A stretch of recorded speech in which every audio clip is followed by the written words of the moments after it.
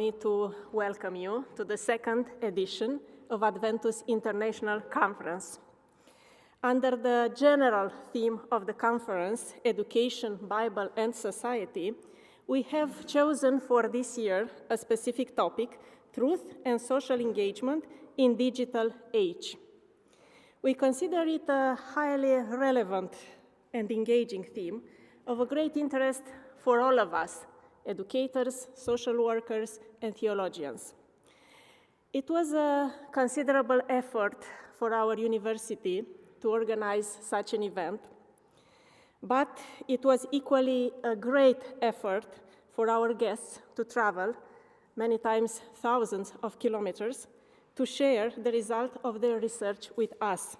We are truly grateful for your dedication and for your valuable contribution to this conference. We also warmly welcome the national and local contributors to this conference. Your input is highly appreciated and helps create a meaningful context for discussion, learning, and mutual enrichment. Last but not least, a heartfelt welcome to the students attending this event. You are the ultimate purpose of all our efforts, and we are confident that this event will enrich your knowledge and open new horizons for you.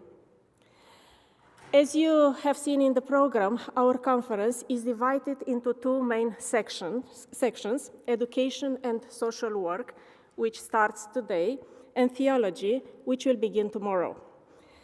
And because we want that our search and research for the truth to remain under the authority of the supreme truth, before we open the presentation, the conference, I invite Dr. Adrian Petre to lead us in a prayer.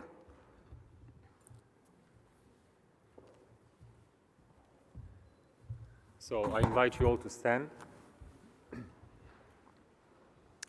Let's pray. Our Father in heaven, we are so grateful for having the opportunity to meet here for this second edition of the Adventus International Conference. We praise you for guiding and protecting and helping each one of us to arrive here safely. And we ask for your guidance and help so that this conference may be a success and may be useful for each one of us as we try to learn, as we try to understand better the reality in which we live. We ask for your guidance and blessing. In Jesus' name we prayed. Amen. All right, so before we start our presentations, I have a couple of announcements, short announcements, for all presenters and those who registered to present for the conference. You have on my right side, your left side, the registration booth, and the protocol team is there. Also, you will see them around here. Also, if you see us, if you have any question, please feel free to ask. The schedule is already posted online. You already, the presenters received it. It's posted online if you go to Adventus, University Adventus, uadventus.ro/icon 2025. You can find it there. Again, www.uadventus/icon 2025. Also, the schedule is posted on the doors. You already saw it on the doors of this main meeting hall, this chapel. And also, we will have our parallel sessions in the rooms called E1, E2, E3. These are at the upper floor, so this is ground floor or first floor.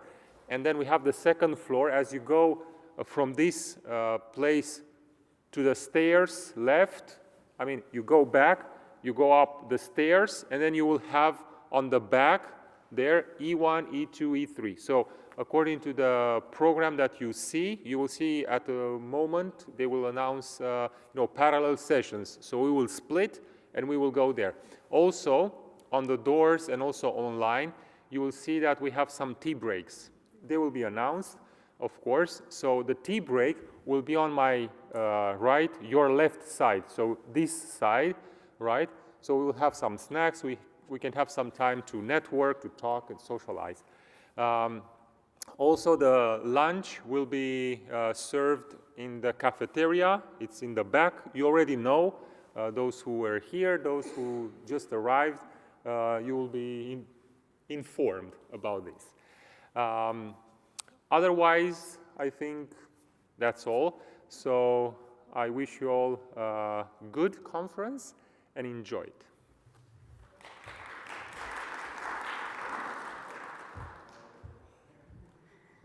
It is my pleasure now to introduce you the first speaker of our international conference, Dr. António Pedro Costa. Dr. Costa is a principal researcher at the Research Center on Didactics and Technology in the Education of Trainers in the University of Aveiro, Portugal. He has published several papers in national and international congresses, journals, and book chapters. He is also the coordinator of the Ibero-American Congress on Qualitative Research and the World Conference on Qualitative Research. Also, he is a collaborator at the Artificial Intelligence and Computer Science Lab, Faculty of Engineering of the University of Porto. Being interested in generative artificial intelligence in education research, I am sure that he will challenge us with his presentation. The title of the presentation is Artificial Intelligence as a Co-Researcher, Rethinking Collaboration in Qualitative Research. Dr. Costa, thank you. The floor is yours. Hello, can you? Good morning. Okay, 1, 2, 1, 2. Yeah. Thank you for the invitation. I put my time now, 15 minutes. Yes. Oh, and I see. I don't like this. Okay. The same joke. I talk in Portuguese. You try to understand. I talk slowly. Okay. It's a joke and not appear. Okay. You can change this, please. Okay. Thank you. Thank you for the presentation. I'm main research in the University of Aveiro, and tried in last years when appear in the GenAI, generative AI. I start to work and to understand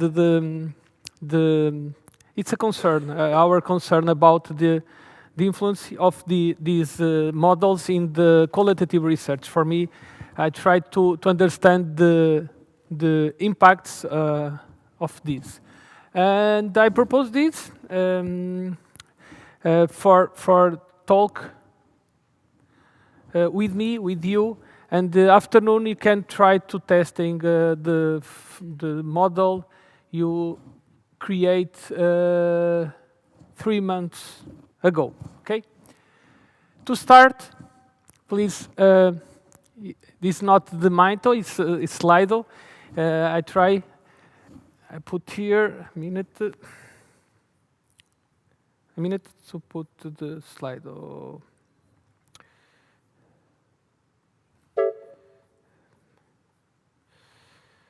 Okay.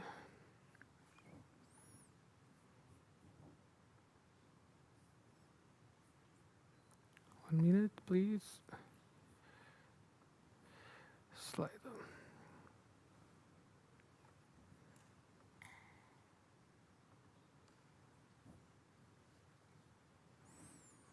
Okay. It's another.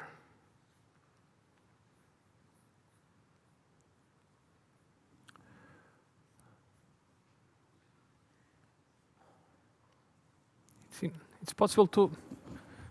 Okay.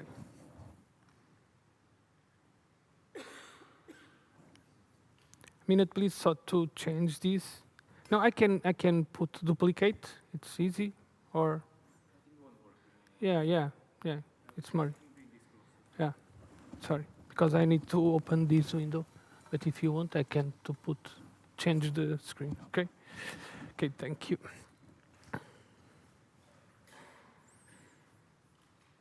Okay. Sorry. Okay, I will advance because it's I need to see the results here to present. It's not problem. Okay, don't worry. I need to put. Sorry. In the afternoon, I put this to answer this. Okay. Okay. When you start with these tools, if you when I finish these presentations, maybe you have more 5 tools to use in our research or to apply in our classrooms. This is sample of some tools. I don't know you know someone of them. For example, you have the Perplexity. I use my master student to use for when you want to create a brainstorming question, because when you put or use Perplexity, you write a question, and after present an abstract with some reference. In the end, present more 5 questions. Maybe you want to know about them. And if you click in another question, in the end you have more 5 questions. It's crazy. It's questions, questions, questions. Why you talk about brainstorming questions? Another for literature review. Use the tools? No? No? Okay. This is now a big concern, not for literature review, but the power of these tools. For example, Elicity. You put a research question and your motivation, and it produces abstract with reference. But this reference exists. Usually, many papers are preprint papers, but you can see the papers, you can see the findings. With Ryan, you can use for literature reviews, because you can import your data set and put your data set in the software, and with keywords you can, exclude, this is to include my study, is for this and for other things. The C-site and consensus, it's easy to use for finding something, not only use database, Web of Science or Scopus, but you put keywords, and the consensus present the papers, the number of citations, and this is the journal, and are indexing in this, okay? More, Killbot. I use Killbot, but Killbot, it's amazing for collaborating, because you can use to rephrasing, to correct grammatical issues in your text.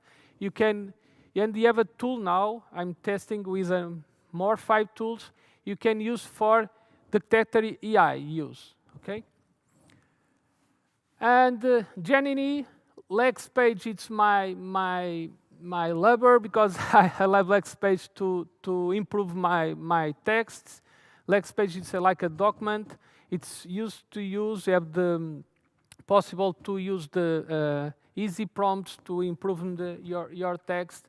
I have text work with colleagues in Spain. I write in Spanish, Portuguese, in English, and whatever. It's a mess, my brain, because you need to change the language. And of course, in the end, you have the dissemination. You have tools. It's amazing tools. I show you synthesis a sample. It's amazing to when I want to disseminate what I do in this field. Okay. Look, this is the sample of LexPage. I can rephrase, I can improvement. This is the sample of Perplexity.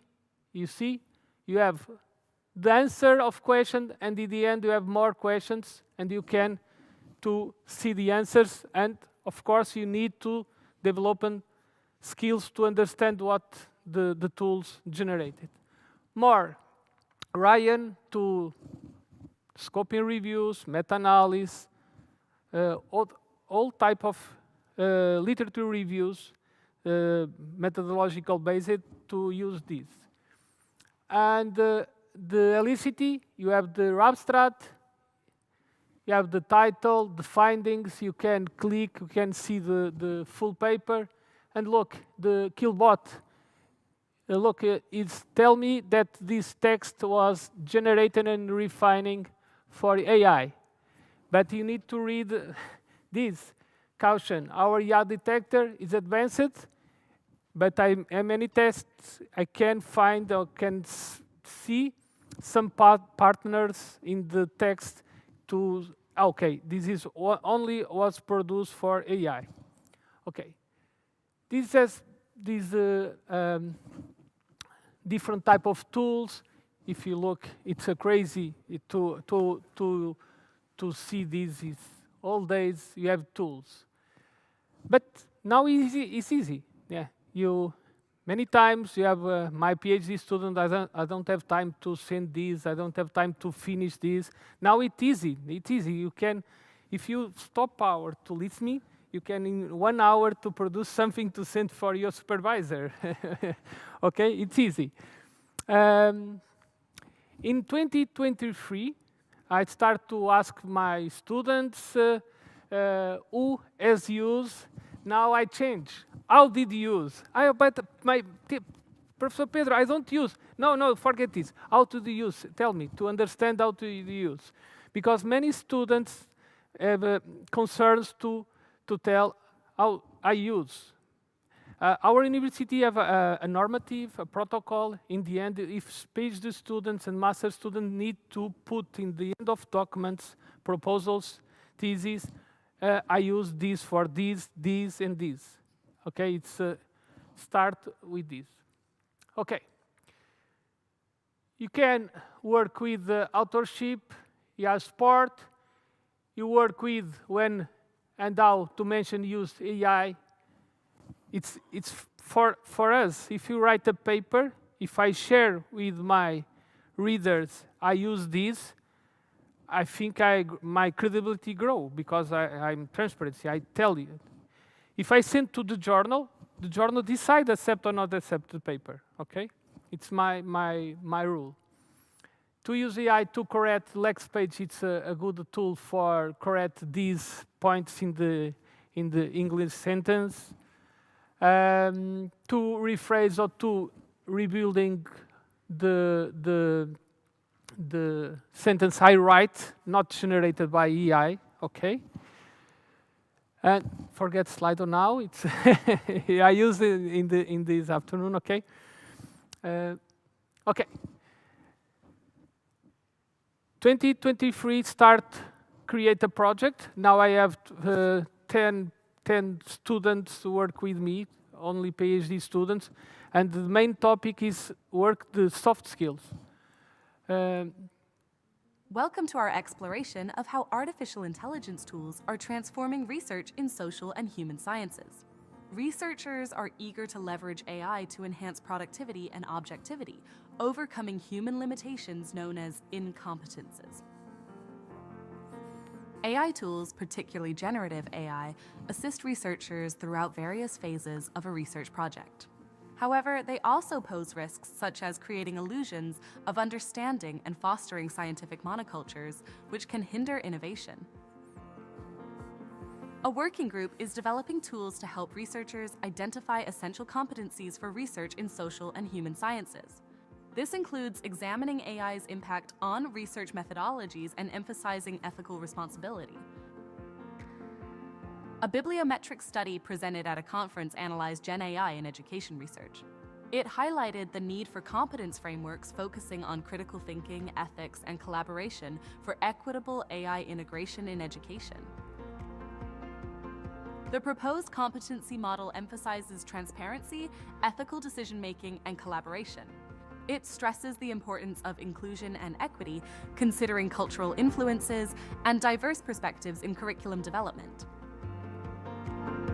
Continuous training of researchers is vital for the ethical use of AI tools. By fostering reflexivity and critical thinking, researchers can ensure AI complements human capabilities, avoiding biases and erroneous interpretations. The future of educational research hinges on balancing AI's potential with researchers' skills. This balance is crucial for fostering an inclusive, innovative, and diverse research landscape, mitigating risks of over-reliance on AI. In conclusion, the path forward involves mediating human competences with technology's power. By aiming for an equitable and ethical knowledge landscape, researchers can enhance innovation while ensuring diverse perspectives are included. Thank you for joining us. Okay, was produced by Synthesis, the software. I write the test with PhD student and a colleague, 3 pages. I import to Synthesis. It's create like a PowerPoint with different slides. I change the words and play 10 minutes.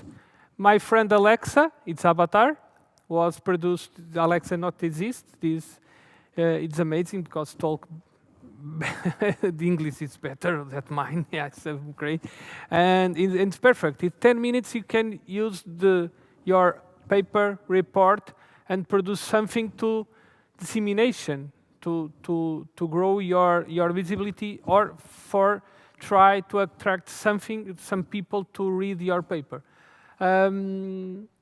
Alexa, it's avatar. I use the free version.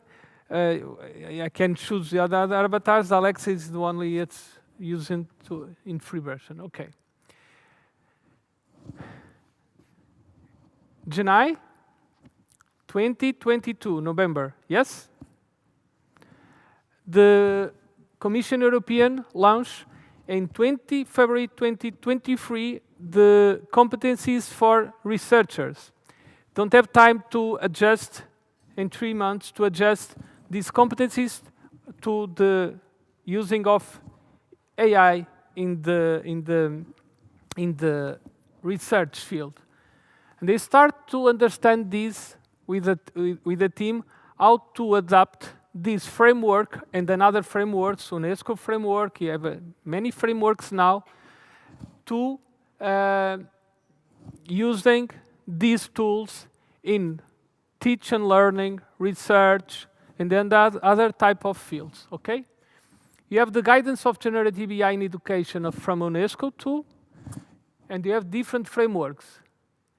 Now we start the crazy work to share, start to work to mapping. I like to work with mixed methods. I like to work to start with quantitative field to mapping and to make decisions to qualitative field.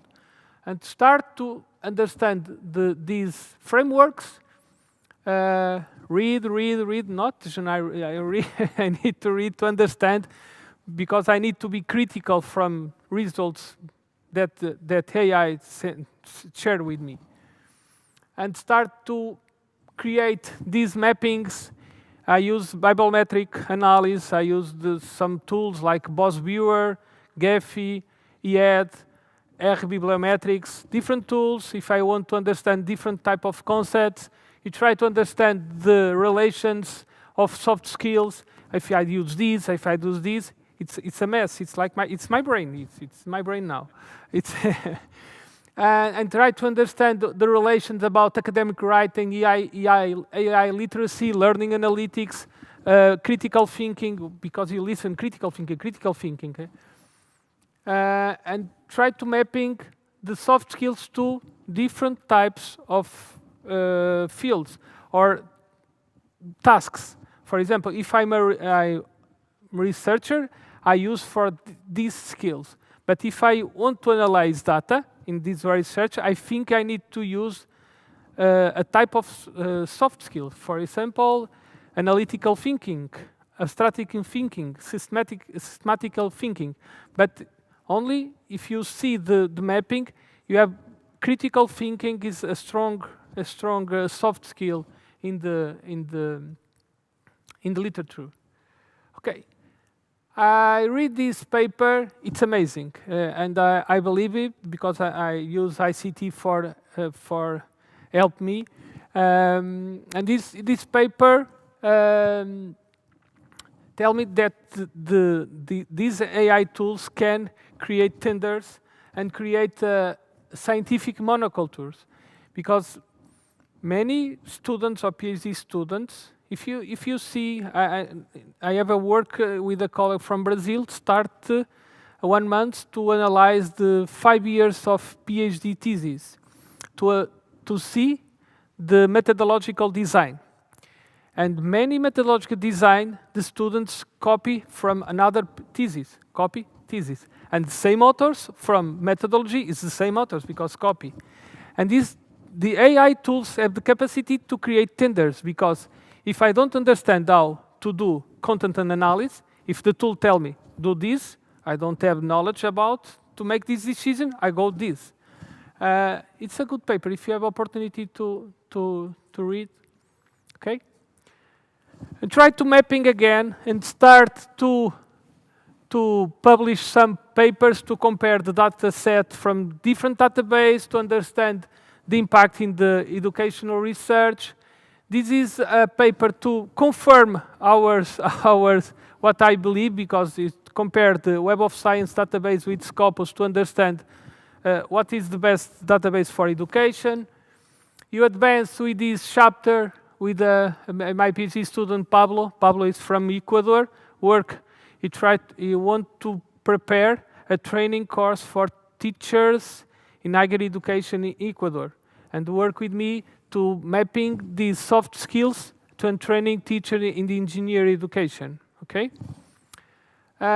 This is in Portugal with a student to work with critical thinking and creative thinking in the different levels of schools, okay? And this is the other, you're working the key competencies in education for PhD students. If you use this in your master, graduation, or in your thesis, and what tools and what soft skills I need to develop it. And this is another for the focus in the teachers, and go on. You start to create some seminars to use how to use these tools. You start to use with direct tools. After you start to use prompts, sample prompts. I have nightmares with this word prompts. You don't listen this night to screaming prompt? Oh, great. Maybe.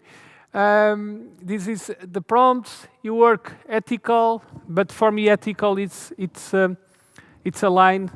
It's cross all this topic.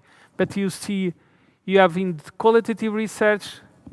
If you use qualitative research in our studies, you talk or listen about talk bias for research bias, but you now have the mitigation bias of bias algorithmic. You have different type of bias in these tools. Okay. The same, you can use AI in different parts of a project. Here, you can work in cognitive soft skills. You can work in literature review, critical thinking, analytical thinking, systemic thinking, and you have the management research. You can work with the self-manage, make impact. You can doing research, again, cognitive competencies, make impact, and you can manage research, make impact. It's a soft skill from framework I share with you. Communicate to the broad public, manage research data. You need to understand how to use this data, because when you take this data set and send to a server from another country, you need to understand what these concerns. Okay, in the process of when I start, I start with a problem. I try to define a research question, my aims for my project. I have to do literature review. I can pass to research design, data collect, data analysis, results, and dissemination. Now I'm focused in this, data analysis and results. Qualitative research use texts, audios, videos, and image, okay? if you make interviews, focus groups, if you make a project with photo boys, you take pictures, you need to building storytelling with your pictures. All this is qualitative data I can use and analyze. Afternoon, you take this in practice, okay? This now I present only to see this. You know this chain of for prompting? Okay. Chain of prompting is to put the decisions in these models in our hands. Okay? Because if I have a direct question for the model answer, and sometimes you have two answers, decide this or this. Yes? Yeah. But with chain of prompting, you prepare your prompting for what you want. Okay? Have chain of prompting is the three of prompting have different types of answers. It's meta-code, meta-prompting. Now I'm start to implementing AI sketch Thaw to put in the code reflexivity about the answers, and the tools start to question. Okay, this category. Okay, but did you think it's more easy to put this and this, and try to implement this in the tools? It's a crazy idea because the tool is probabilistic tool, and quality research it's not probabilistic. Yeah, I need my background. I need my knowledge. I need my bias. Yeah, I need my bias. How to work? You create initial prompt, step by step, and explain what you want. To create a good prompt, a good chain of prompt, you need time. You need knowledge. You need to develop different soft skills, because the prompt need to be step by step what you want. And when you put the prompt in the Gemini, ChatGPT, you have the answers. Yeah, no. I think you need to. Okay, you need to you have the answers, and stop step 1 and ask now. You want to advance to step 2, and you have different. Why the name is chain of thought. Step by step reasoning, accuracy. After, if you want to, I write this with my colleague from Brazil, Eduardo Moresi, to explain how to building or use the chain of thought prompting. Okay. A sample, if you want to use, and testing for me, Stanford University developing a tool is a beta. I think it's now in its beta tool. It's Storm. What is Storm? Storm, you put a question, you put motivations, and generate a paper. Yeah, with the reference.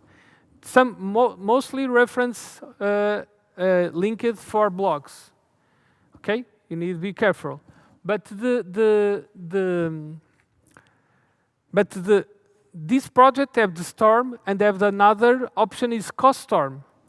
You put motivations, and the tool create agents.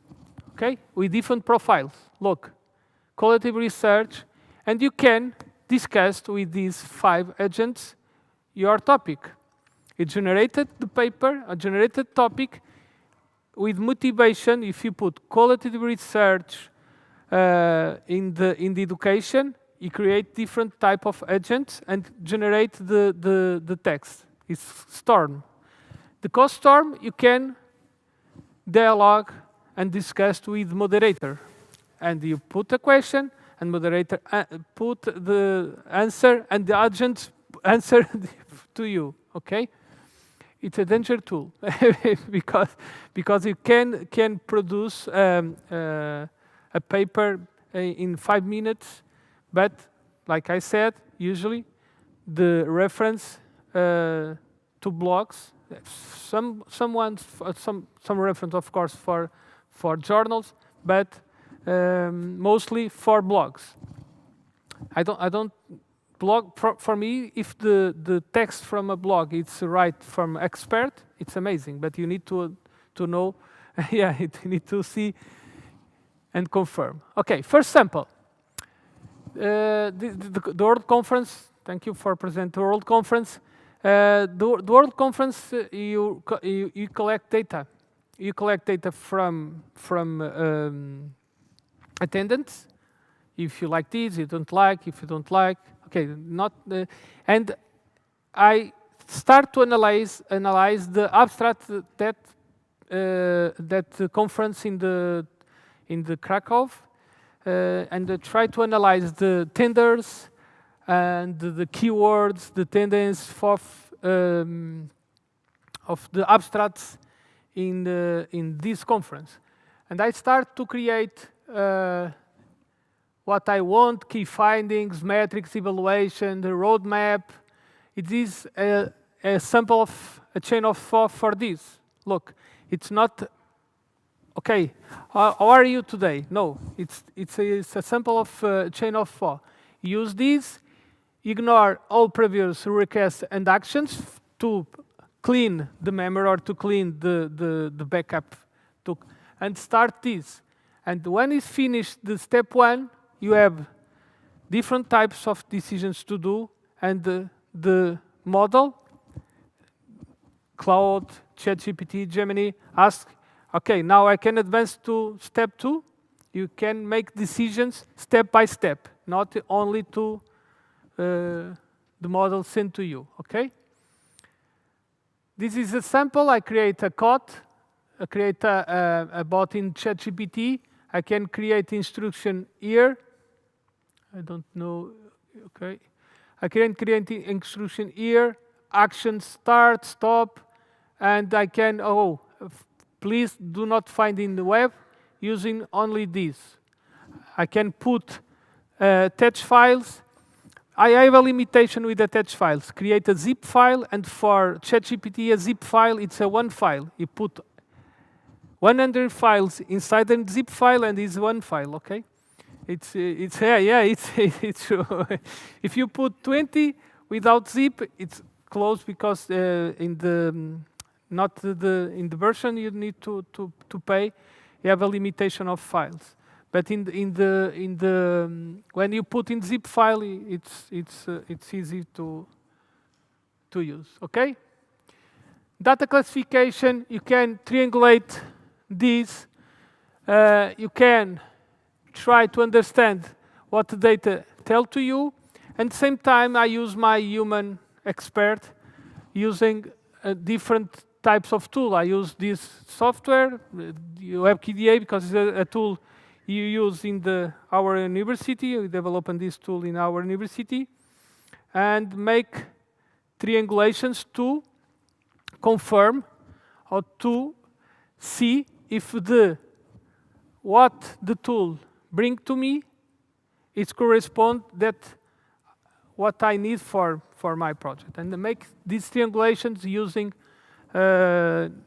traditional methods, using a computer assisted qualitative data analysis software. Yesterday you have a workshop with Max KDA, and they have different types of tools you can use to make these triangulations. Second sample, this second sample you use this afternoon. You start to use a model. The name is Mixai. Mixai. Okay. Mixai is a mixed methods using AI. Use bibliometric analysis with framework analysis. Framework analysis is a qualitative approach for literature review to propose themes or categories to start analyze a data set. Okay? You start with familiarization. You have the framework identification. You need to indexing. You need to charting the first results, and mapping and interpretation. Okay? What do you do? In the first step of framework analysis, you create, insert the bibliometric analysis to understand the field, okay? In the first, in familiarization. You create this in BOS Viewer and R Bibliometrics. You try to understand the mapping, and in the end of this familiarization, you have some clusters with the papers, and you isolate, I want to work these clusters, and after, you have a new idea. Oh, put 2 models to discuss the full papers. And Pablo, a PhD student, used the same code, put Gemini, and I used the same code for ChatGPT. The cluster have 32 papers, okay? And you start in this. You put coding to working. In the same time, the other colleague, Judita, analyze with me and Pablo in the WebKDA, the same data set, to understand the categories and understand the results from these tools. This is the code, is the sample. I finished my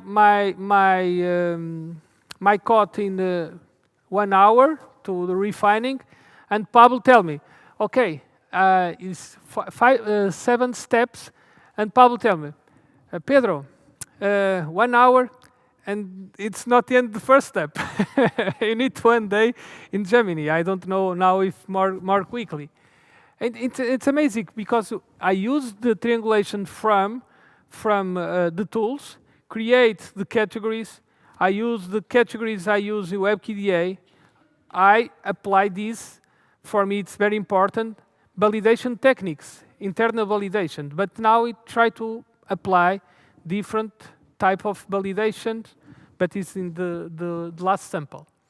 Okay, the category 3, you can take these categories, you triangulate with these tables and boards, we join Gemini with the tool and advance, okay.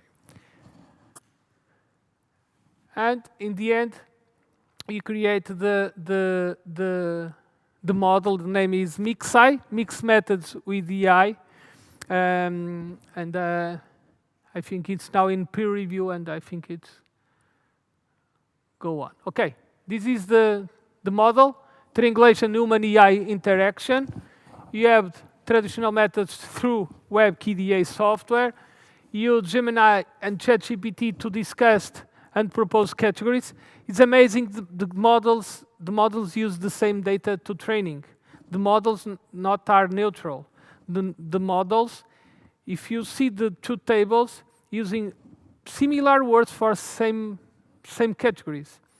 And BOS Viewer and the R Bibliometrics used to conceptual analysis, to understand and to isolate the papers that I want to use for my paper. This is the proposal, okay? And now, it's the last one. I have for this, okay. I have my okay. This is our day. If I use ChatGPT or Gemini, Cloud, or Mixtral, I put a question, the model answer, oh, I don't like this, and send again, okay? And if I don't like, but I only use of AI, I send for the tool, and the tool skip and send to me, okay? Second part is put the computer answer, I start, and I make decisions. In all this process, my concern is not to put the decisions in the tools. Human control the decisions. I use this to analyze data, but not for copy and paste the results. Okay, it's my concern in qualitative field. Because it's more easy to use this for quantitative data. My colleague, I have a workshop, it's data storytelling. It's amazing with quantitative data. It's amazing. create a story with data. It's amazing. You use 2,000 lines and create a storytelling with quantitative data. With qualitative data, I have my concerns. This is me, Janai, after the computer answer with agent, and you have the same result, maybe with different categories. I don't know. And this I tried to testing. It's to create different agents. The different agents, it's work together with humans. I create 2 agents, and this agent was created, I created with profile. I use my CB and Judita. You create this, create a prompt, and the prompt create a profile for each agent. After, you start to create these proposals, abductive by. Abductive by, when I use qualitative data, I can use, in sometimes, inductive models, deductive models. You try to create a confused model. It's using the integration of inductive and deductive model. In this model, you try to understand what is the role of AI in the data analysis. What I share with you, it's not only to a data analysis. You can use for all type of documents. You can use for reports. You can use for different types of tasks and reports or whatever. You start with AI assistant, AI semi-autonomous collaborator, and AI with a reflexive and core researcher in this role. You will need to read about actor network theory and this social and material AI to understand and to building this proposal with my colleagues. Abductive model was created based in the model I write with a colleague in 2018. Have 8 steps, and in all steps I triangulate I have a conversation with the models with agents and humans. You have 2 agents, you create 2 profiles, like 2 Alexas with profile, create social profile, different types of expertise, and put them in the model. And the model start to dialogue with agent, and agents talk with humans. 2 humans, 2 agents. Correct. In this, you start humans formulate research question. Okay, but I can use Perplexity or ChatGPT to discuss the research question. Why not? Humans, for me, it's the practical way. If humans create the first categories and definitions and make the first codifications and prepare this data set and put in the model to train the model and to model understand what I want. I believe more in the deductive model than inductive model, okay? And put the data set in my model and born categories, but I don't read nothing about that. And okay, it's amazing, copy and use. Humans create the preliminary definitions. Agents validate the consistency of this using inductive model based in deductive model. Humans and agents work together, okay? You have same tools. Last week, about this invitation, I start to use programming. My graduation is engineering, communication, but I don't like to programming. And last week, I started programming Python because I think, okay, I need to put agents programming by Python and start to use Python to put the programming, to create the API, crazy. It's my brain now, it's worse. That's last, it's a big mess.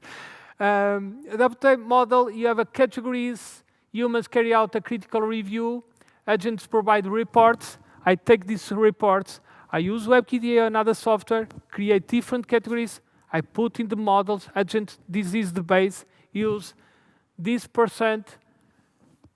For me, I try to now to input in the models how to validate these results using Technic Delphi, Kappa Cohen, or Kincroft Alpha to validate the intercoder reliability in the models, okay? And go on, okay? This is useful when I use advancing promptings, okay? And the advancing promptings, you need to develop soft skills for explore these advancing promptings, okay? Cross-validation, transparency, and yes, AI come to stay in education, of course. You need to use in research, in the classrooms, but you need to put the decisions in the human decisions, not the tools. But many students, PhD students tell me, Pedro, professor, I have 300 of pages of data to analyze. It's impossible to analyze this without AI. Yeah. But the problem is not use AI to help the student. I know if don't put the roles of the human in this process, is take and copy and paste. Okay. This is a practical part, but not used now. You have a sample, 5 minutes when you can use afternoon. You have this sentence from interview. You can use this, but the question is, when I use AI, what have humans seen that AI hasn't? And way round, and what AI useful? Is possible to, this collaboration is improved, okay? This is the main questions. Okay, it's a community, you start to create a community to discuss this, because to work this is alone, it's another crazy idea. You need to work with other people. You try to decide if Alexa enter or not in this team. Yeah, it's why this. If you have in May, some of conference is in Zoom. You can assist the Waterman project. Waterman Institute is a project from UK. Work with the feedback, learning feedback with the AI.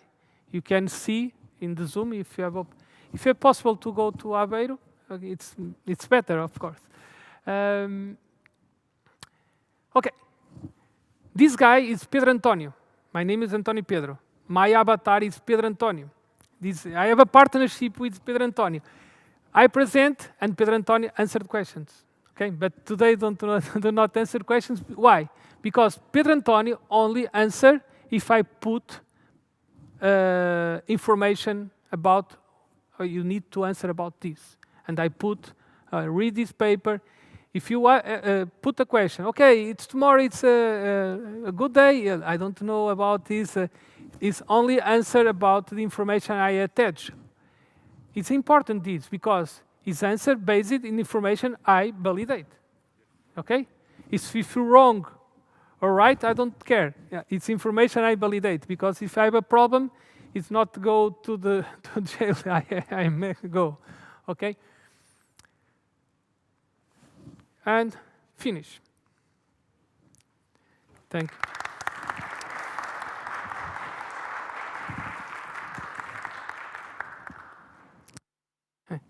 Okay. Thank you very much, Dr. Costa, for this very interesting presentation. We could see that you have a passion for technology and for artificial intelligence and for using it in research. I want to ask the audience if you have questions for Dr. Costa. Yes, please.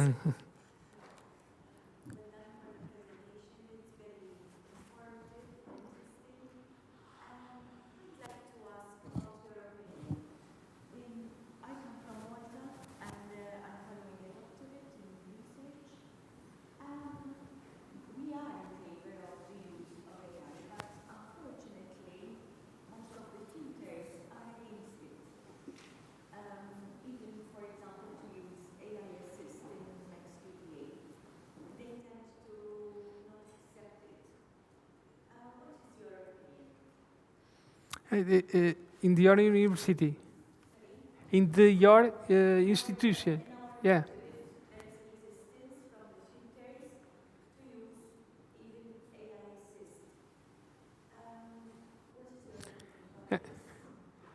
Uh,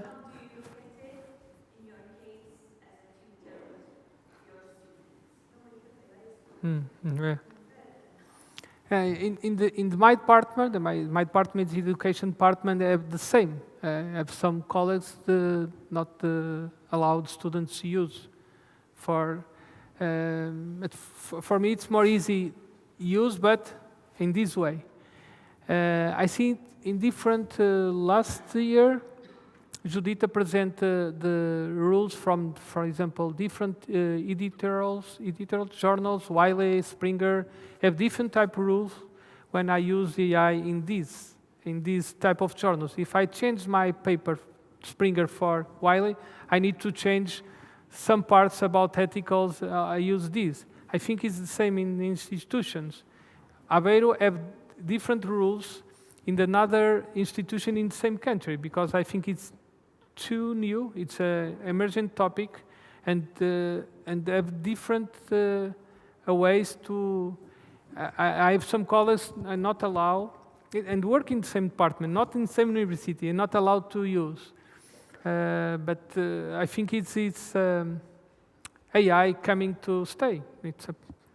And use all days in the task when you see in the use. Yeah, I think it's a problem to inside in your institution to change. Yeah. If the question is funny, if I do the question, for example, a class for methodological, I teach methods. This year I'm only a researcher, but last year I teach methods. If I ask, use AI, no one no, confirm. Okay, if you don't use, start to use now. Use this, okay? I think it's each institution have different rules. Each colleague or teacher or research is different approach about this. I have colleagues not allowed. Yeah. I have some colleagues so only to share. I have colleagues to call me in different departments now to talk with students. Different departments, the management, tourism. I go to talk about how to use the AI, because the teachers now have afraid, because you send a report or a master, and what is this part was right by student or not? I think you need to change the way how to teach, how to, okay, this work, if I now, next year I go again to teach methods, for me forget the reports, or I want a pitch, video pitch, and with 1, 3 questions I know if use or not use, or read about or not, okay?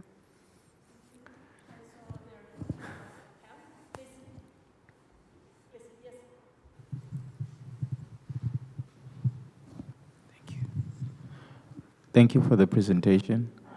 I just wanted to understand, what are the policies that govern the use of AI in your institution, and maybe some advice if you have to start from scratch to set up these policies, because I think there must be policy structures that then govern what happens, because it can get a bit messy. Thank you.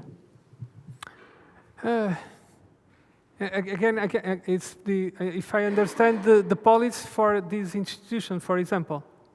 Yes? Yeah. I think like I share in Portugal, each institution have different policies for using these tools. Only last year, Aveiro, 1 year, sent a document how to use these tools in the students. Okay, you can use, but you need to explain what you use. And some students, but I need to write, I use PowerPoint to present this, and or I use Word to use. No. The tools you use for that you used to refine or change something in your project. I don't know the policy, but I think in more 5 years, or a policy from a government, a country, or each institution have different policies how to use and how to use, because the field is different, culture is different, you have the context is different, and these influence our decisions, of course.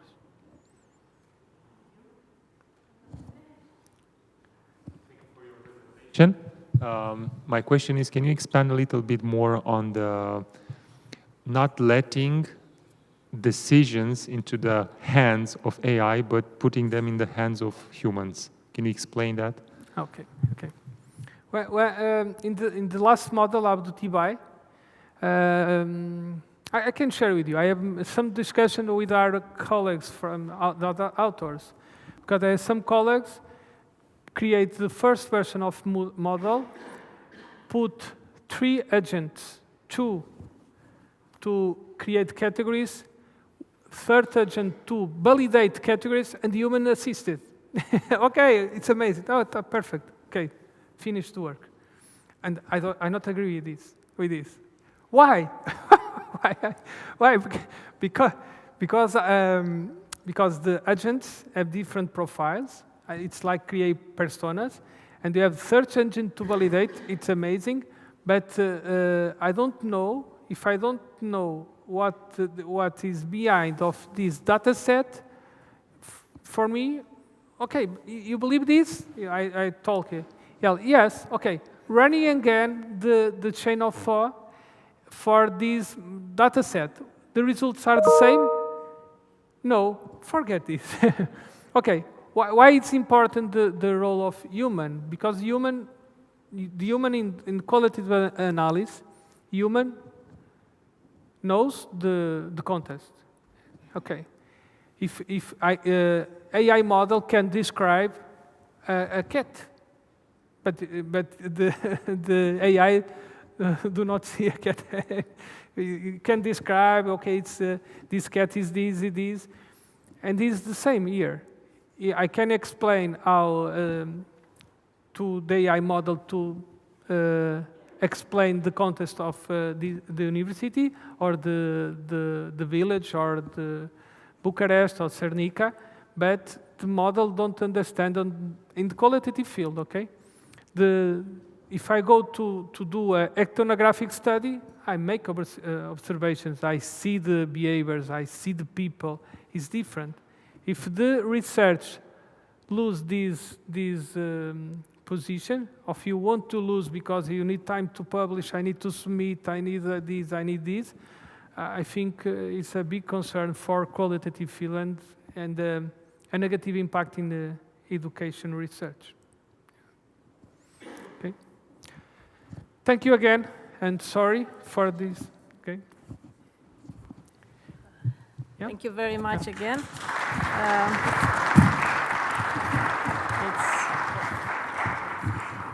It's challenging for us as teachers to adjust to these changes, and it's good that we have in the afternoon another opportunity to speak about these things. Maybe you could tell us if we need to bring computers at the workshop or something.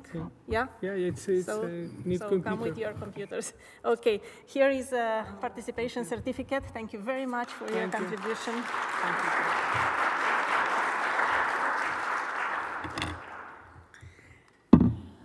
We continue our plenary session with Dr. Tembinkosi Sibanda from Solusi University, Zimbabwe. Dr. Sibanda holds a PhD in education, curriculum, and instruction from IAS Philippines. After being a teacher in Adventist high schools, she is now the head of the Education and Humanities Department from Solusi University. Dr. Sibanda has been working for 25 years in the education system, both in Adventist and public schools, so I'm sure that we have a lot to learn from her experience.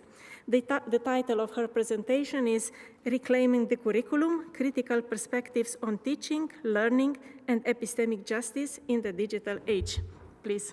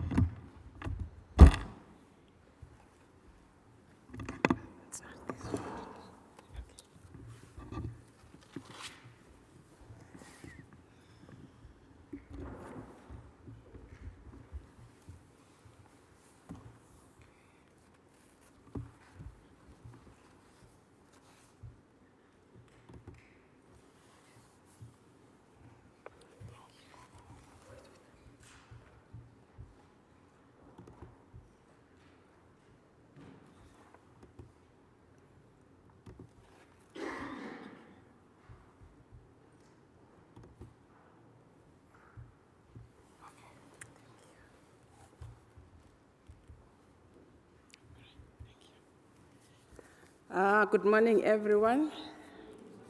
It is a pleasure to be presenting again for the second time, and I'm glad it's for the last time. Okay, we are talking about the curriculum, and we are saying we are where we are. Yeah, we are happy, and at the same time, we're not happy with some of the things that are happening, and we are saying this is a high time we need to reclaim the curriculum. So that is my title, Reclaiming the Curriculum, Critical Perspectives on Teaching, Learning, and Epistemic Justice in the Digital Era. I will briefly try to explain this title by beginning with explaining the unprecedented changes that we are experiencing that came with the digital era. What are these? The digital era revolutionizes the way we teach. It's no longer the same as we used to do before. During the time when some of us were in school, the learning was totally different from what it is now. The classroom setting was different. The transformation in education is not only about introducing new tools that came with this era, but it is about fundamentally rethinking how education is delivered and experienced. And this must be done critically as we transform or as we are transforming. We are now experiencing what we can refer to as hybrid education, where there is a lot of infusion in education, and we can actually say it's a crossbreed, which is a mixture of the traditional and the digital era ways of doing things. And at the same time, it becomes a crossbreed, whereby we are mixing different cultures. They are all put together in one bowl, and we are uniforming education. That is the education that we are experiencing now, and this hybrid the hybrid education is a significant change in education, which is defined by the combination of traditional learning methods and digital technologies. This shift in education enhances learning flexibility, and it also increases student engagement, which is good for us because now learning is flexible and it allows for engagement of students. Talk of AI, which we have just learned about, it's another game changer that can analyze student performance, provide personalized feedback, and help teachers develop more effective teaching strategies. COVID-19 came with remote learning, which we are all experiencing now all over, and we had to adapt quickly to online learning platforms, virtual classes, and digital resources. And then this came with a need for digital literacy, which became an essential skill for students to succeed in this era, where we are now experiencing a culture which is referred to as the digital culture. Educators must now integrate these skills, digital skills, into their teaching practices. Yesterday, someone asked a question a day before yesterday. I think it was Tuesday, Monday. On Monday, someone asked a question on how do we manage technology and the gadgets in our classrooms. And we said, as educators, we now need to be able to develop these skills of teaching our students to manage information. And that is the literacy we are talking about here. And overall, the digital era brings about unprecedented opportunities for innovation and accessibility and effectiveness. These are the things that we never thought of that are now prevailing. And then we are also mentioning here the existing inequalities. With all these positives, the unprecedented changes, we are also experiencing some inequalities in our current curriculum. And what are these? We have what we refer to as digital divide, which is a gap between those who have access to technology and those who do not. This divide is particularly pronounced in disadvantaged communities, where we are saying now education is uniform, but not everyone has similar resources. This comes with this era, where students may not have access to devices or internet connectivity. And this brings about social and economic inequalities. Students from low-income families or minorities backgrounds may have limited access to technology and the internet. This hinders the development of digital skills to all the students.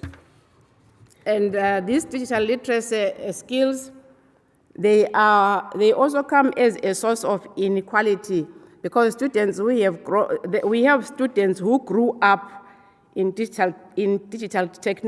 who grew up with this technology, and these ones may have an advantage over those who did not grow up with this technology. But we are saying now the curriculum is globally tailored. And if we look at the current curriculum that we have that comes with this era, it is tailor-made for those who grow up with these digital technologies.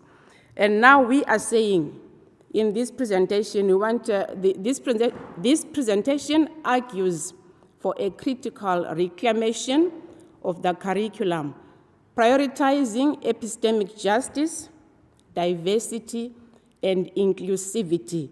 We are saying this is where we are, but we are saying we cannot go on like this, because someone is benefiting, yet someone is not benefiting from the same curriculum. So this era comes with a curriculum which is referred to as the neoliberal curriculum. And this curriculum speaks to standardization of education, which is making education uniform globally. Africa, Europe, America, Asia, everything is just uniform. But the question is, are the resources uniform? Do we have equal and similar resources? How do we implement this uniform curriculum to everyone when our resources are not the same? Is everyone being advantaged? Is everyone benefiting in a similar way? And this curriculum, again, speaks to commodification of education, where now education is like bread, which is sold for money, for profit making. We are seeing all these online platforms. Yesterday, we learned about Max QDA, which was a new thing to me. And we were told that for you to get that, you need to pay for it. Are we all able to access such? And this is the curriculum we're talking about. So education is now like a commodity, it's sold for profit. And we do have massive open online courses or things like that. Online degrees, I can sit at home now and acquire a degree sitting at home as long as I have money. And that takes me being able to pay for all that needs to be paid for, softwares and stuff and like that, software stuff and all things, many other things. But does everyone afford that? So monetary value now is attached to education. And what are the implications for this? We now experience homogenization of education that neglects the diverse needs and experiences of students. It's just homogenized, but it's not catering for all the students' needs. Commercialization of knowledge, prioritizing profit over pedagogy. We're now prioritizing profit, making money through education over the appropriate pedagogy that helps a human being to learn in a way that they are supposed to learn. In my country where I come from, we now have what we call extra lessons. I don't know in your spaces, extra lessons whereby for your child to pass a national examination, you need to pay teachers for private lessons. If you don't do that, there is no way they can pass. the national examinations. And in most cases, what teachers now do, they put more emphasis on these students that pay for extra lessons than the classroom setting. So if you don't pay for your own child, then they will not do well. So that's commercializing education. It's only for those who have money and resources. This same curriculum, the neo-liberal curriculum, it worsens. It's worsening the existing inequalities. Naturally, from the beginning, we already had some inequalities globally. So this curriculum now is worsening those existing inequalities, as not all students have equal access to financial resources.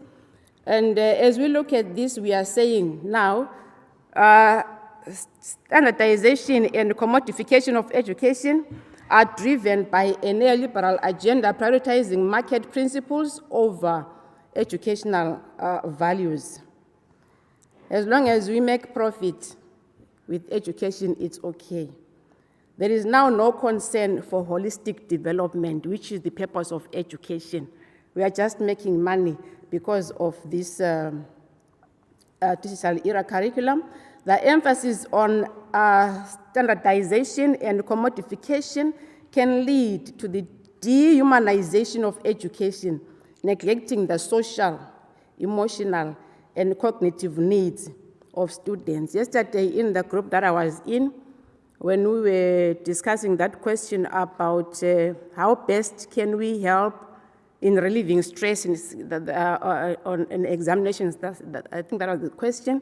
Someone said what made him succeed in school was a teacher who spoke to his emotional and social needs. He did not succeed because he was intellectually gifted and stuff like that. He only succeeded because this teacher motivated him into learning, and he told him that you can do it. That's speaking to social and emotional needs. But we are saying now, the type of education now, which is like a commodity which is being sold over the counter, does not speak to these emotional and social needs. That means a lot of people are left behind because we are moving with those that can afford. It also, this neoliberal curriculum also speaks to individualism. Students are encouraged to take personal responsibility for their learning and success, which is good. It's a good thing that they become independent learners. They can learn on their own. It does that, and it's a good thing. But that comes with a minimal emphasis on collective or community-based efforts. There is no longer a community. They lack community efforts because they are now individualized and they are learning on their own, but they need these skills of working together as teams and working together as a class or as a community. Those skills, each and every one of us need such skills later on in life, but they are now deprived of those. And it also promotes competition. The curriculum instills market-driven values. As you said, it's now profit-making, and there is a lot of competition from the teachers and also from the students. And such competition, it instills market-driven values, such as competition, entrepreneurship. We are now using it as an entrepreneurship project, and innovation, preparing students for a globalized economy, which is also good, because now we are saying the world is now a global village, so we need to prepare our students for a globalized economy, which is also good. But competition comes with increased stress and anxiety. If I don't do well and the other one did well, then what does that mean to me? As a parent, if my kid does not do well like the next door kid, then I put pressure on them, and that brings about stress and anxiety. And maybe that is why we're experiencing so many suicides these days with our young people. It also, of course, it prepares them for the labor market.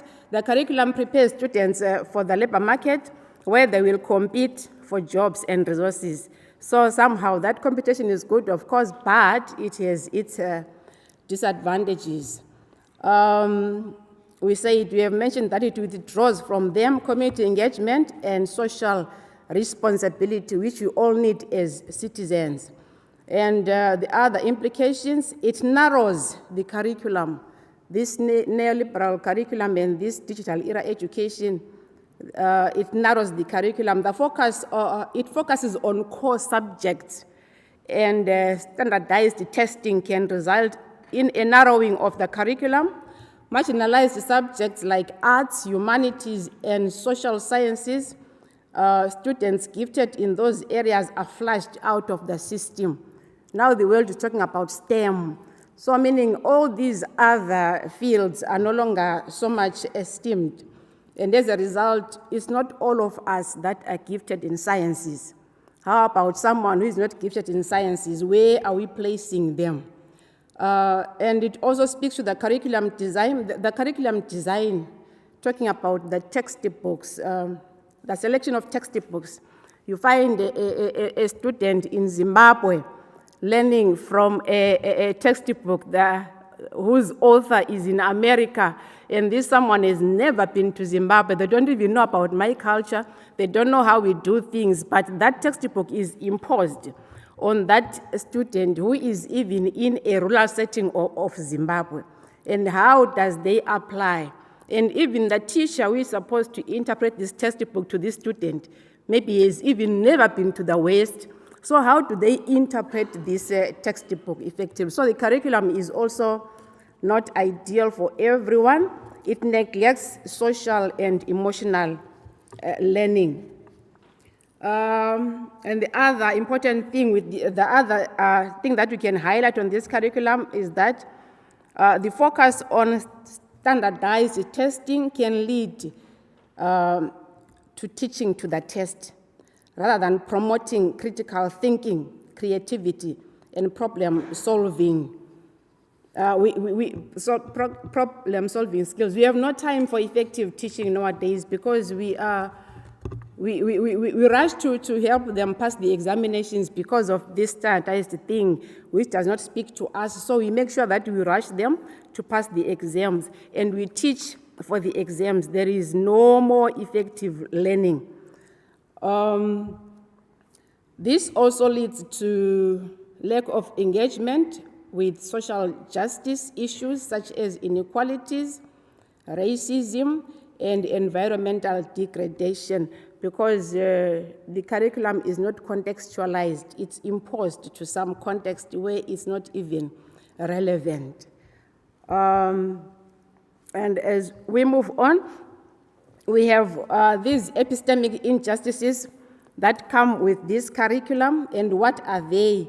This speaks to marginalized and indigenous knowledge. Digital education platforms often prioritizes Western knowledge systems, marginalizing indigenous knowledges and epistemologies.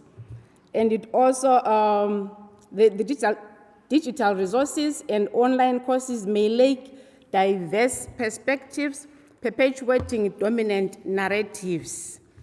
Not every perspective is embraced in this curriculum. The curriculum may perpetuate stereotypes and biases, reinforcing harmful and inaccurate representations of marginalized groups. It neglects, the curriculum often neglects traditional ecological knowledge and indigenous perspectives on the natural world.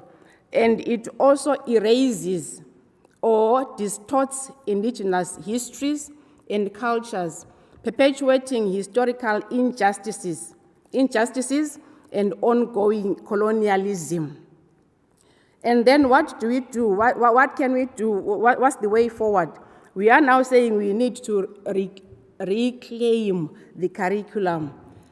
We need to consider the critical pedagogy, which emphasizes the need to challenge dominant powers, structures, and promote social justice through education. It seeks to empower all students as active participants in the learning process rather than passive recipients of information that does not speak to their needs and identity. So it means contextualizing everything to the respective context, not only adopting what you don't know and what you cannot interpret.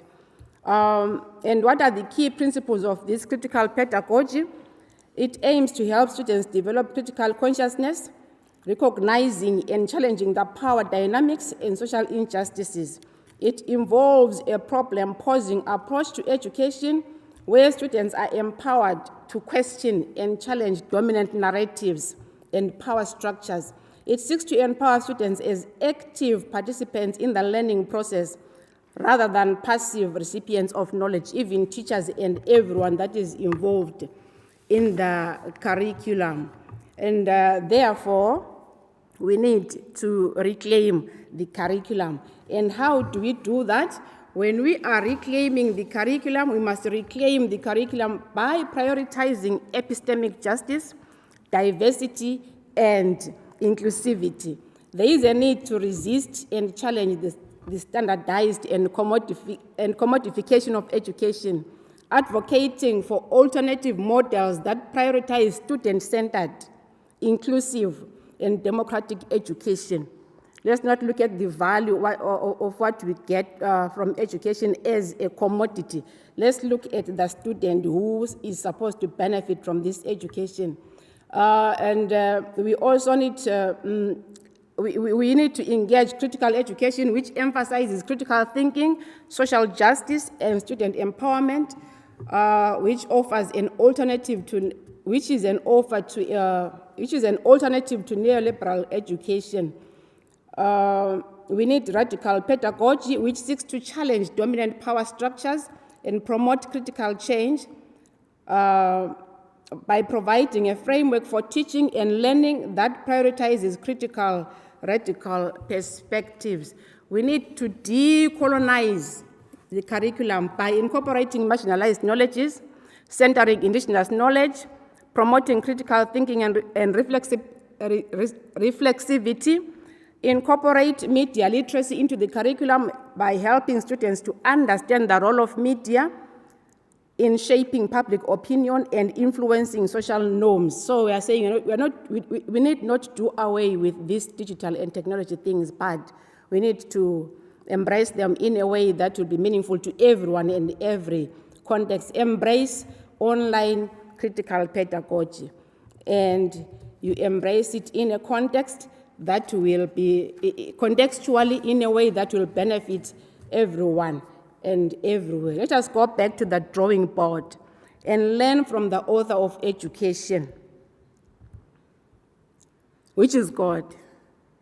Different school settings were discussed on Tuesday, and they all spoke to critical pedagogy. If you analyze them well, students in all those biblical schools that we discussed, they had a freedom of participation in the curriculum, and the curriculum was localized in the Garden of Eden, in the schools of the prophets, in the Israelites. The curriculum was localized. There was nothing that was imported. The only import was God influencing each school. That is what we need to go back to. A question about identity was asked yesterday. Someone has said, where do we stand now? And in all the confusion that we are in, being confused of what to adopt, what not to adopt, how to adopt, the author of education has the answer. Let us go back to the model school, the curriculum in the Garden of Eden. I thank you.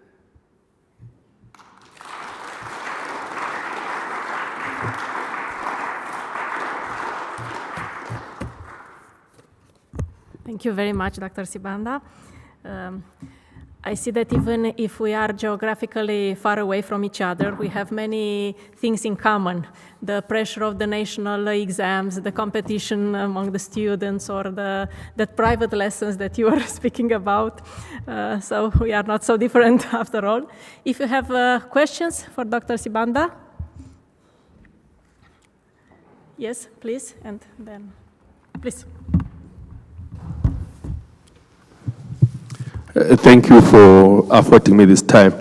Maybe what I can say is that a lot needs to be done to the curriculum in almost all the countries, because you realize that the makers of the curriculum, they are preaching justice, while they are actually fueling injustices by the distribution of resources and the settings that they are operating in. And my other concern, especially in the digital era, is the type of learners that we produce. We realize at some point we produce learners with very good results, but we have very poor output. You give them tasks to do, they do not have the skills to do those tasks on their own because of over-reliance on some of the artificial intelligence and some of these digital technologies. Thank you. Thank you. And I think I saw another hand, yes? My question still stands on, you mentioned how we should decolonize the curriculum. My question is then, how do we become relevant in the world at large? Because this is a debate that we'll always have, especially language debates and the curriculum in general, where, yes, in schools we may learn my indigenous language, but English is needed even when I go outside because we're now in a global village. So my question then is, how, if we are going to have a curriculum that is, yes, decolonized, and like you said, how then do we then become relevant in the world at large? That debate, that dilemma where I'm in my country and I'm learning about my nation or my continent, but the world is moving in a different direction. So where am I relevant? How does it work? I'm not sure. Is there anyone who thinks they can respond to that? Because this is not a new topic, by the way. It's not a new topic. I know someone may have a response on this one.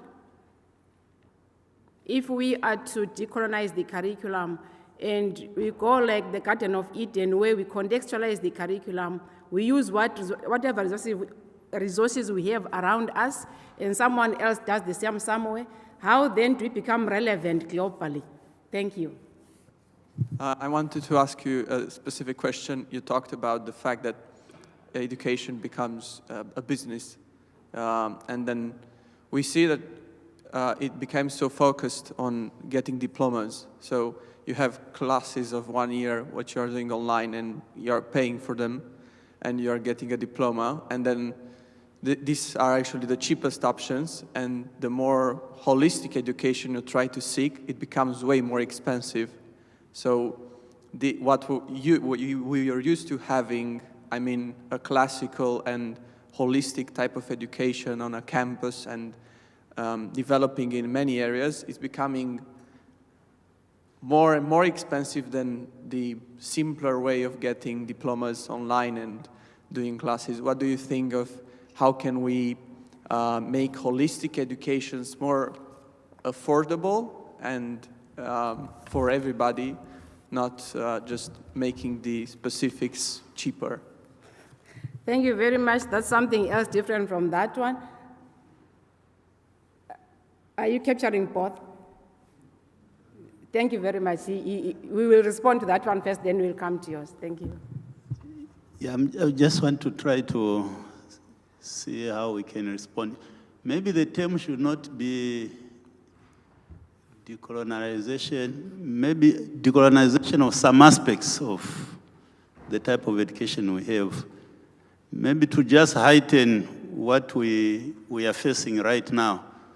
For example, like in Zambia, a student can do maybe 6 subjects in primary school, pass 5 of them, fail English, there's no certificate. And that child will end up maybe in the street. Meanwhile, these other subjects, mathematics, they were written in English.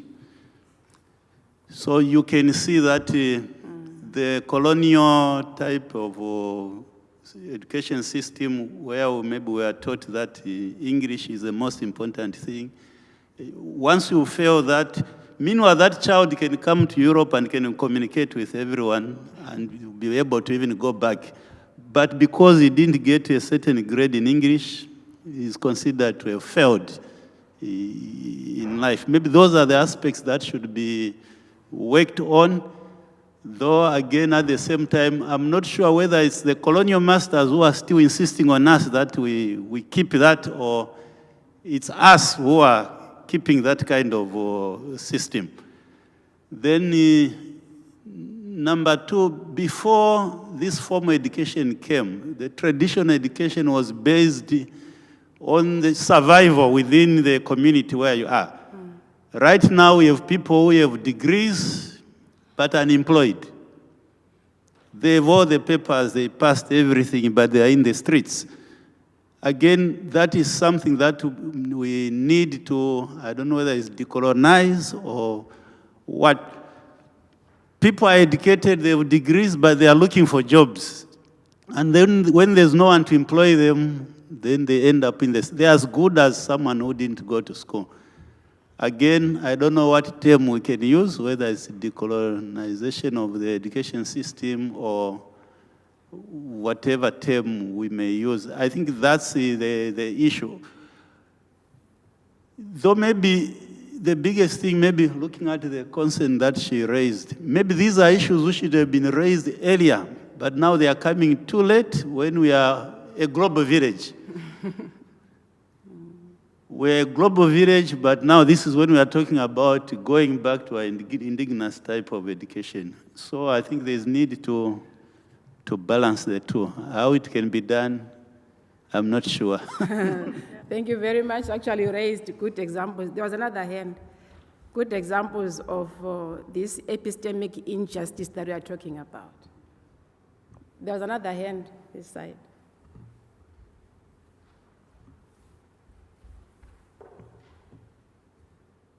Thank you. My submission is, I think our education, especially in Africa, in my country specifically, we are focusing on the global market, but not addressing the local needs. And we are training our young people to go and survive in the West instead of solving problems within their communities. And that's not how other communities are doing it. The Japanese are teaching their children in their own language and addressing specific needs within their communities. But our young people, we are training them to speak eloquently in English in order to get a job outside Africa, while Africa itself is struggling. And I think that's where we need to rethink our education. Thank you very much. Throwing the ball to our court, like what Dr. Moyo said, that it's up to us to change things. Thank you.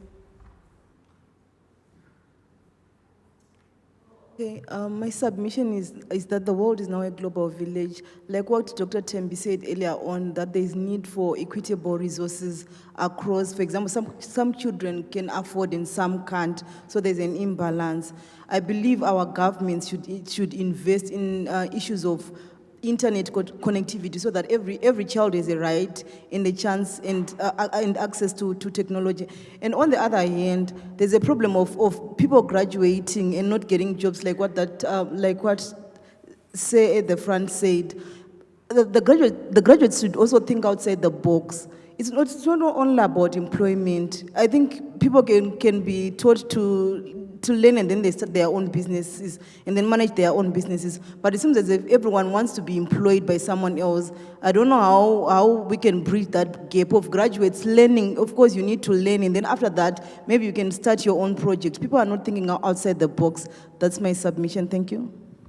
Thank you very much. I think all the responses are speaking to the critical aspect of change, of making these changes, which we said we need to do it critically. That's why we say you're not discarding everything, no technology, whatever, but we have to adopt what will fit in our context and use what we have in our context and align it well with the new things that we are learning. And I hope by doing so we can win. Thank you. Thank you very much. There are a lot of challenges for you and for us also, and I think that this technological advancement and artificial intelligence use are not helping very much. They are increasing the challenges. Yes, you wanted to add something? if we have immediately, yeah. Again, which may be contributing to our problems. You talked about the issues of STEM education now. The challenge we have, maybe like in Africa, the funders, they have programs they want to fund. Yeah. And many times it's not necessarily things which are our priority. Yes, in Romania also. Yeah, so if we want money from them, they will give us for programs that they want, not sometimes which may not be addressing the critical problems that we have. So I don't know again how we can put our resources together in order to deal with our own issues. Yes, I was also thinking about our real question. I find it an impossible mission to have good education, qualitative education, quality education, and cheap education. It's, for me, still not possible. Yeah. Sorry, maybe before we close, speaking to that, maybe I think now what is important to, what we need to consider more seriously is the purpose of education now. As we try to say which one now is more expensive and which one is less expensive, which one do we go for?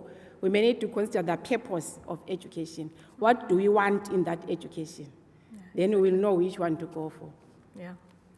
Thank you very much. This is a participation certificate. Thank you.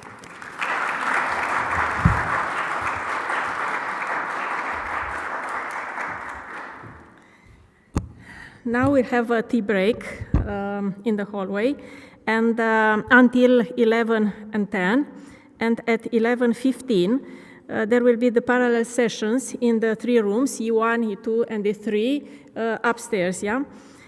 And after the parallel session, you can choose where you go according to the schedule.